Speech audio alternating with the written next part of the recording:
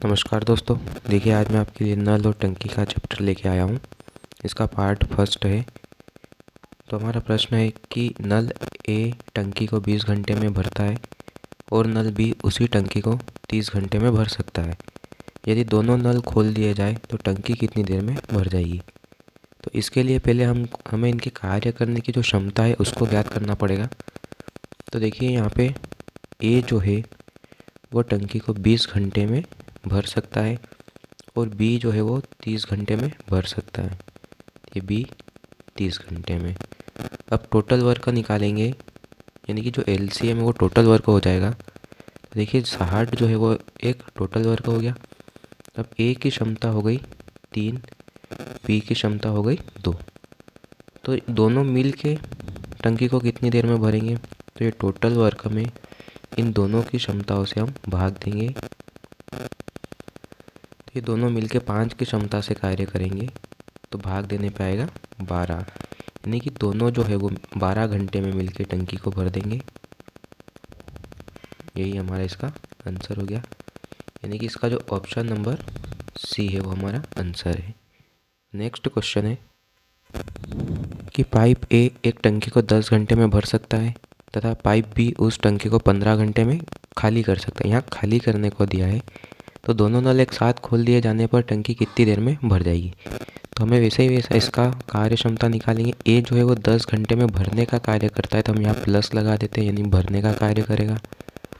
B उस टंकी को 15 घंटे में खाली करता है, तो यहाँ माइनस बी, माइनस का मतलब है वो खाली करता है। तो इनकी जो क्षमता होगी 30, तो जो है वो हमारा टोटल वर्क हो गया। तो ए की क्षमता है 3, यानी कि 3 की क्षमता से वो टंकी को भरेगा, और बी की क्षमता हो गई 2, यानी ये 2 की क्षमता से टंकी को खाली करेगा। तो दोनों को अगर एक साथ खोल दें तो देखिए टोटल वर्क है 30, और एक साथ खोलेंगे यानी ये 3 कार्य करेगा तो ये 3 को बिगाड़ देगा। तो यानी एक कार्य हमारा सही से होगा, तो 1 से भाग देंगे, तो जिसका आंसर आएगा 30 घंटे। यानी ए जो है वो भरने का कार्य करता है और बी है वो खाली करने का। यदि ये मान लो 3 लीटर पानी भरा और इसने 2 लीटर खाली कर दिया उसी टाइम में, तो वहाँ 1 लीटर बचेगा, उससे हमें भाग देना है। तो आंसर है इसका 30 घंटे, ऑप्शन नंबर ए। तीसरा प्रश्न है, 2 पाइप मिलकर एक टंकी को 6 घंटे में भरते हैं। एक पाइप टंकी को 10 घंटे में अकेले भरता है, तो दूसरा पाइप अकेले उसे कितनी देर में भरेगा। देखिए 2 पाइप है तो ए और बी मानेंगे हम। तो ए और बी जो है वो एक टंकी को 6 घंटे में भरते हैं। तो एक पाइप ए मान लिया वो 10 घंटे में अकेले भर देता है।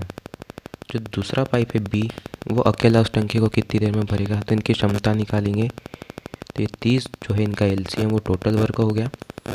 अब ए और बी की जो क्षमता है दोनों की मिल के वो 5 हो गई, और ए की क्षमता है 3। अब यहाँ पे बी की क्षमता निकालेंगे हम। तो देखिए इन दोनों की मिल के 5 है, ए की 3 है, तो ए की क्षमता का मान इसमें रखेंगे तो बी की क्षमता आ जाएगी। तो बी की क्षमता है हमारी 2, यानी कि जो बी है वो कितना कार्य करेगा। तो 30 कार्य को वो 2 की क्षमता से करेगा, तो उसे 15 घंटे लगेंगे। और यही हमारा इसका आंसर हो गया, option number A. Next question है, एक पाइप एक टंकी को 10 घंटे में भरता है, परंतु टंकी की तली में छेद होने के कारण टंकी 15 घंटे में भरता है। तो देखिए यहाँ पर भी हमें इनकी क्षमता निकालना है। तो एक पाइप एक टंकी को 10 घंटे में भरता है, ये ए पाइप हो गया, 10 घंटे में भरने का कार्य करेगा, पर टंकी की तली में छेद होने के कारण 15 घंटे में भरता है। तो यहाँ पे तो देखिए ये जो छेद होने के कारण समय बढ़ रहा है, इसको हम थोड़ी देर के लिए बी मान लेते हैं कि बी जो है वो 15 घंटे में भरता है। इनकी क्षमता और कार्य निकालेंगे, तो ये 3 की क्षमता से भरेगा, पर कब भरेगा, जब टंकी में छेद नहीं है। और ये जो है वो 2 की क्षमता से भरेगा, पर ये छेद होगा तब भरेगा।